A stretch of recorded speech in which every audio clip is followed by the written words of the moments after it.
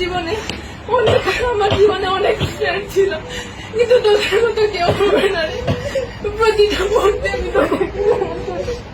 এই প্রাইভেটটা আমার পরিবারের মতো হয়ে গেছে, আমার আত্মার সাথে জড়িয়ে গেছে, আমার পরিবারের সাথে বেড়ে উঠে। আর এই প্রাইভেটে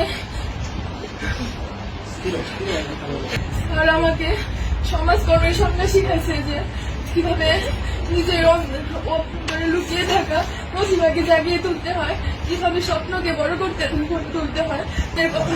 কিংবদন্তি স্যার আমার জীবনে সেই সমাজকর্মী। স্যারের মাধ্যমে আমি আমার মুক্ত চিন্তাধারা ফুটিয়ে তুলতে পেরেছি। বন্ধু বান্ধবদের সাথে অনেকের সাথে অনেক খারাপ ব্যবহার করে ফেলছে অনেক সময়। সবাই তোমরা আমার দৃষ্টিতে দেখবা।